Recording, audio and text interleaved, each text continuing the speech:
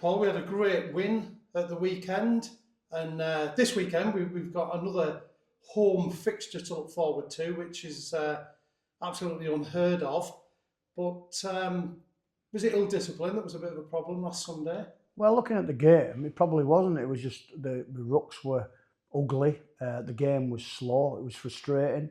It's a 4-day turnaround. There was 22 penalties in the game, 11 from each side.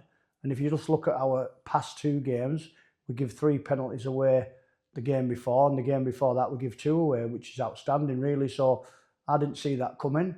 We spoke to the lads about the frustration of it all and not getting dragged in, but say the fatigue is a big factor on a 4-day turnaround. I just thought it was a great win, really. They're big, strong. A lot of their players had played Super League last year. It was horrendous conditions. The ball was greasy and slippy, and we scored some great tries and in a slow game. And we haven't beat them for 32 years, I believe, at home. And that's the calibre of the side we're playing against. And the recruiting, I spoke to, the coach afterwards, and they're going to pull some Frenchies in at the end of their season and bring some Australians over, so they're only going to get stronger. So, it's every week the game changes and the different people are trying to slow us down.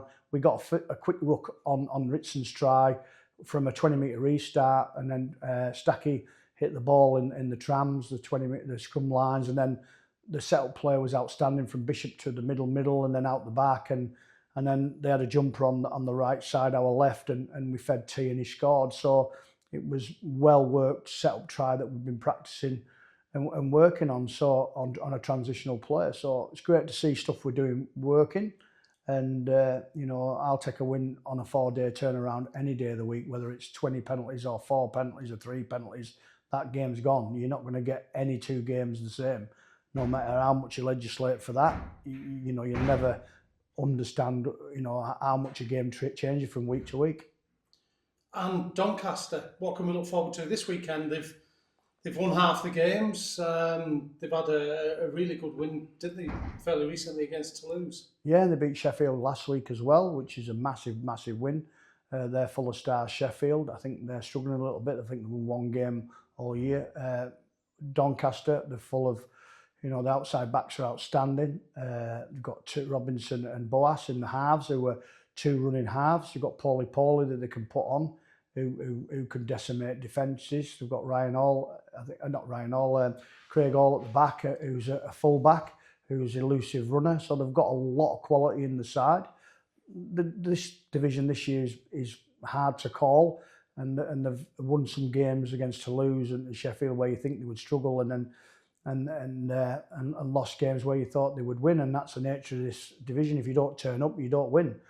And we've been turning up lately, and we'll need to turn up big style because they've got outstanding backs and big forwards and hit a little bit of rich vein of form. So I spoke to our boys tonight and said we've got to be ready, and we've got to be better than we have done the last few weeks in terms of discipline, or last week in terms of discipline, to get the result. We've got a few niggly injuries. Tom Walker's on his way back to fitness. He's trained hard tonight, so he'll be a few weeks away, probably after the Toulouse trip. We might get him back. So things are changing for the better, really, in terms of injuries. We've got some great wins under our belt, and we look forward to Doncaster. And just say the fans were great last week for us at home. They've been brilliant this year, home and away, been outstanding, and we'll need you this week. We want you to bring the noise this week and get a full house, because this will be a really entertaining game if it's allowed to free flow.